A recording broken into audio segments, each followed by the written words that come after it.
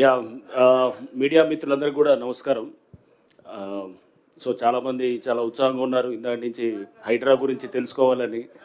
So yeah so right. So మీ అందరికీ కూడా హైడ్రా గురించి ఈ యొక్క సంస్థ ఇప్పటికి మీ అందరికీ తెలుసు, దాదాపు 2 నెలలు దాటింది ఈ హైడ్రా అనే సంస్థ ఒక జియో ద్వారా క్రియేట్ అయిన తర్వాత ఈ 2 నెలల్లో పలు కార్యక్రమాల్లో చేయటం కూడా చూశారు.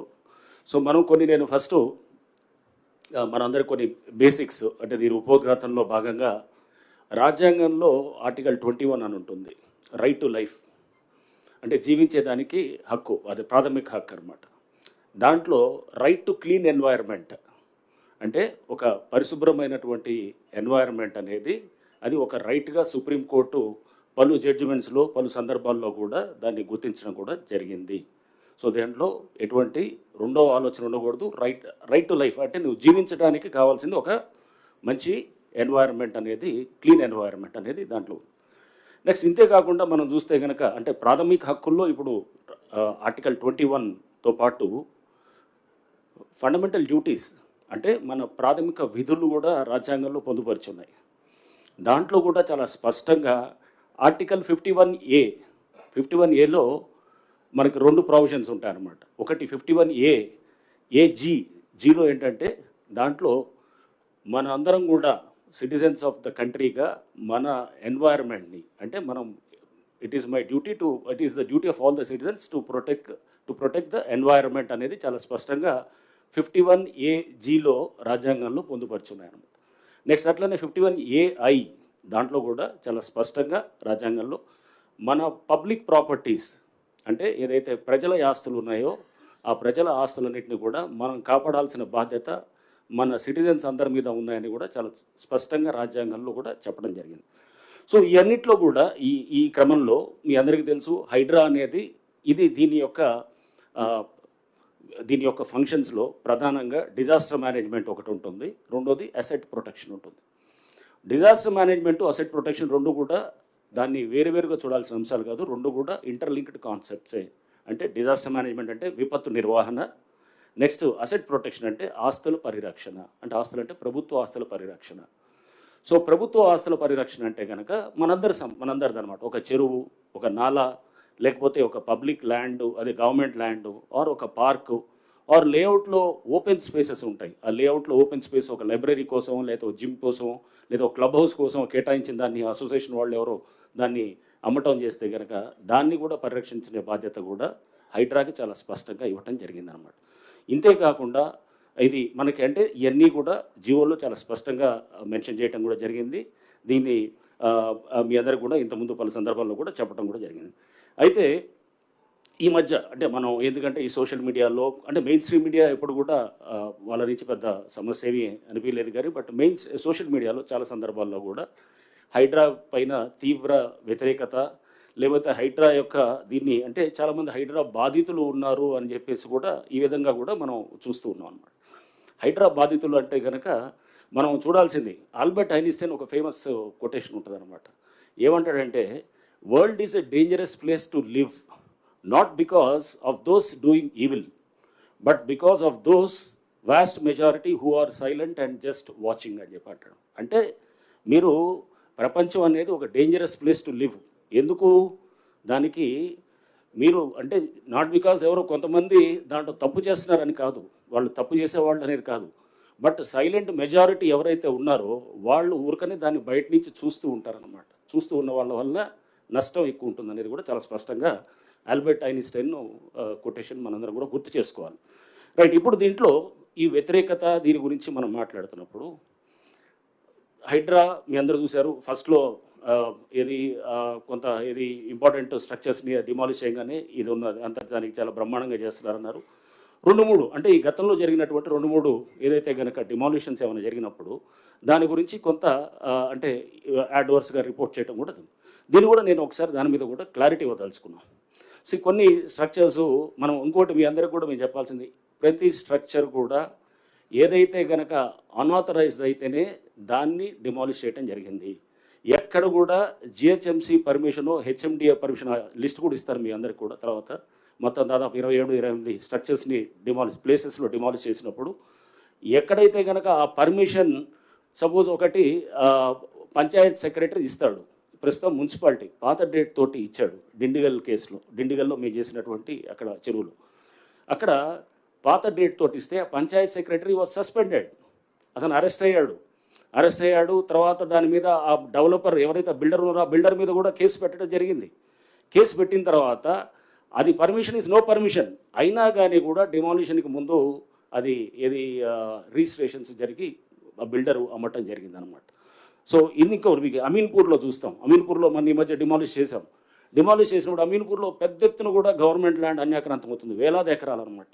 ప్రతి వాళ్ళు వేరే సర్వే నెంబర్ తీసుకొని వచ్చేసి ఈ సర్వే నెంబర్ వీళ్ళు ఉన్న సర్వే నెంబర్ ఏమో వేరుంటుంది, వేరే నెంబర్ ఏమో అదేదో ప్రైవేట్ ల్యాండ్ చూపిస్తారు, కట్టేదేమో ప్రభుత్వ ల్యాండు, వేలాది ఎకరాలు అక్కడ మొత్తం అన్యాక్రాంతం ఆక్రమించుకోవడం జరుగుతుంది.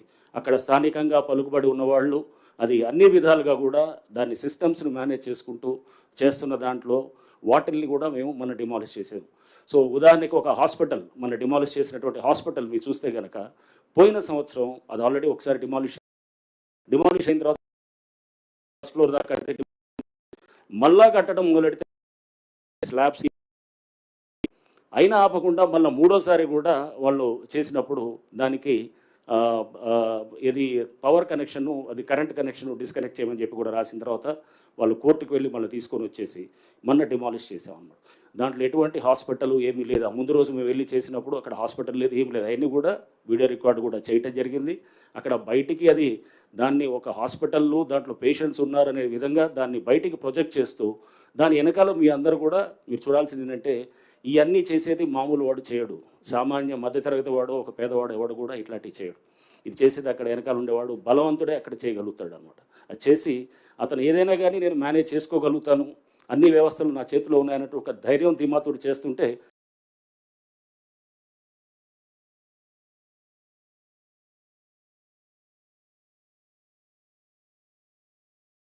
చూస్తే ఇంకా అక్కడ కూడా చాలా విల్లాస్ కూడా మనం డిమాలిష్ చేసాం.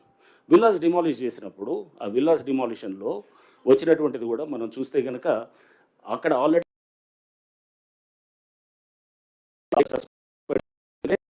అవన్నీ కూడా గవర్నమెంట్ ల్యాండ్లో పర్మిషన్స్ ఇచ్చినారని చెప్పేసి కూడా సస్పెండ్ అయ్యాడు. సస్పెండ్ అయిన తర్వాత రిజిస్ట్రేషన్ కూడా ఆపాలని చెప్పి కలెక్టర్ రాస్తే రిజిస్ట్రేషన్స్ కూడా ఆపేశారు. ఆ బిల్డర్ అక్కడ ఉన్నటువంటి అతను మాధవ్ రెడ్డి ఏదో ఉన్నది అతను ఇంకో కోటేశ్వరరావు అని చెప్పేసి వాళ్ళు కొంతమంది వీళ్ళ వెనకాల అక్కడ లోకల్గా అక్కడ ఉన్నటువంటి ఒక పొలిటికల్గా ఉండే అతను వాళ్ళు వీళ్ళందరూ కలిసి మళ్ళీ కోర్టుకు వెళ్ళి రిజిస్ట్రేషన్స్ని అది వెంటనే మళ్ళీ చేసేటట్టు చేస్తే ఒకవేళ రిజిస్ట్రేషన్స్ ఉంటే కనుక బహుశా కొంత ఆగుండేదేమో, అంటే తెలిసేది పబ్లిక్కి. బట్ ఆ రిజిస్ట్రేషన్స్ చేయాలనేటటువంటి విధంగా వాళ్ళు మళ్ళీ ఒక ఆర్డర్ తీసుకొని రావడంతో కొంత అక్కడ రిజిస్ట్రేషన్లో జరగటం.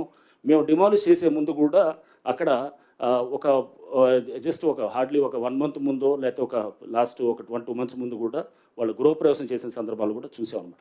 అంటే డ్యూ డెలిజెన్స్ అక్కడ ఆల్రెడీ పంచాయత్ ఆఫీస్కి వెళ్ళి వాళ్ళు నేను వాళ్ళతో మాట్లాడాను, వాళ్ళందరూ కూడా మా ఆఫీస్కి వచ్చారు. ఎవరైతే కనుక నష్టపోయిన వాళ్ళు ఉన్నారో వాళ్ళు వచ్చినప్పుడు వాళ్ళు చెప్పింది కూడా విని ఆశ్చర్యపోయాను. అంటే వాళ్ళు అమాయకంగా వాళ్ళు ఏంటంటే అక్కడ ఎటువంటి డ్యూ డెలిజెన్స్ చేయట్లేదు. ఒక పంచాయతీ ఆఫీస్కి వెళ్ళి కనుక్కుంటే తెలిసిపోతుంది.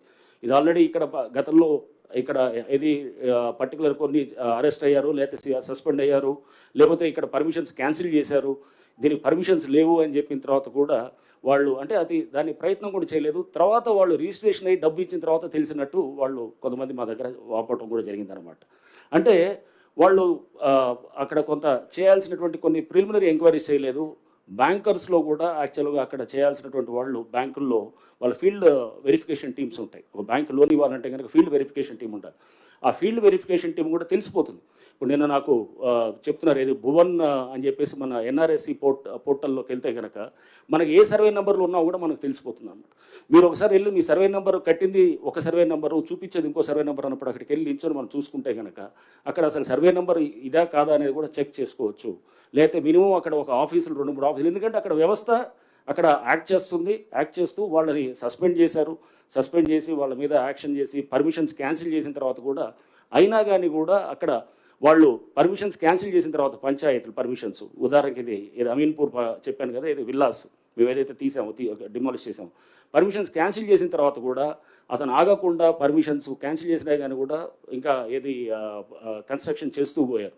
కన్స్ట్రక్ట్ చేసిన తర్వాత చేస్తూ పోయినా కూడా అతన్ని అంటే ఎటువంటి భయము కానీ ఎటువంటి అంటే ఒక చట్టం ఉన్నది, ఒక వ్యవస్థ ఉన్నది, కట్టడి చేయడానికి ప్రయత్నం చేస్తున్న దానికి ఎవరికి కూడా ఇది లేనప్పుడు అప్పుడు మనం అంటే ఇట్లాంటి వేలాది ఎకరాలు అది గతంలో అయి ఉండొచ్చు, లేకపోతే ఇంతకుముందు ఎప్పుడో జరిగి ఉండొచ్చు, బట్ కాపాడనే ఒక ప్రయత్నం ఇప్పుడన్నా మనం చేయకపోతే కనుక హైడ్రా అనేది సంస్థ తీసుకురావడానికి ప్రభుత్వం, ముఖ్యమంత్రి గారు ఇవన్నీ దృష్టిలో పెట్టుకొని దీన్ని తీసుకొచ్చిందనమాట.